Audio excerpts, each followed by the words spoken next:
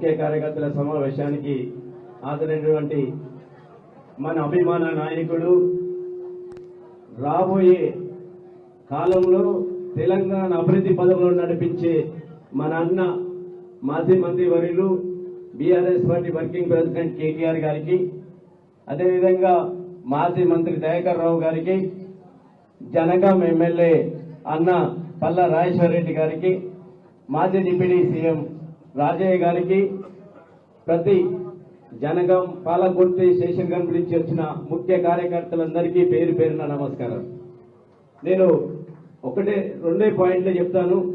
ఒకే మాట, కేసీఆర్ గారి మార్గదర్శనంలో కేటీఆర్ గారి బాటలు మన అందరం నడిచి రేపు సర్పంచ్ ఎలక్షన్లు ప్రతి గ్రామంలో సర్పంచ్ గెలిచి మన కేటీఆర్ కి జనగాం జిల్లా నుంచి బహుమతి ఇస్తామని దయాకర్ అన్న పల్లన్న రాయన్న చెప్తున్నారు.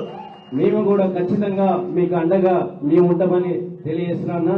ఇంకొక విషయం, ఇంతకుముందు అన్న దయాన్న చెప్పారు, పల్లన్న చెప్పారు, దానికి తోడుగా స్టేషన్ గన్పూర్ ఎమ్మెల్యే కడియం శ్రీహరి గారి గురించి జూబ్లీహిల్స్ ఎలక్షన్ లో కాంగ్రెస్ గెలుస్తుంటే సంఘాలు ఒప్పుకుంటూ ఉరికిండాడు అక్కడికి రేవంత్ రెడ్డి దగ్గరికి.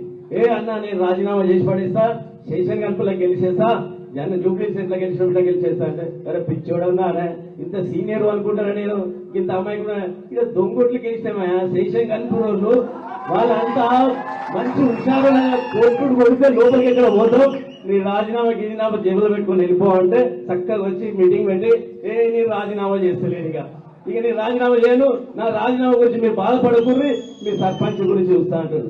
స్టేషన్ గన్పూర్ ప్రజలు నీ రాజీనామా కోసం చూస్తున్నారు. కడియం శ్రీహరి గారు, కేసీఆర్ లాంటి దేవుణ్ణి నిన్ను ఎక్కడో ఎంపీని చేసి ఎమ్మెల్సీ చేసి నిన్ను డిప్యూటీ సీఎం చేస్తే మోసం చేసిపోయినందుకు ప్రజలు గుండెల్లో రగిలిపోతున్నాయి. స్టేషన్ గన్పూర్ ప్రజలు, వరంగల్ జిల్లా ప్రజల మనసు కరిగిపోతుంది. నీ ఎలక్షన్ కోసం మేము ఎదురు చూస్తున్నాం, నీ రాజీనామా కోసం ఎదురు చూస్తున్నాం, నీ ఎమ్మడి పడతాం. కోట్లనైనా నువ్వు రాజీనామా చేయకుండా పారిపోతే కోట్ల చుట్టూ మా కేటీఆర్ డైరెక్షన్ లో కేటీఆర్ గారు ప్రయత్నం చేస్తున్నాం. ఎలక్షన్ వస్తుంది, స్టేషన్ గన్పూర్ లో నిన్ను పొందబెడతాం, మెజార్టీతో బీఆర్ఎస్ పార్టీ జెండా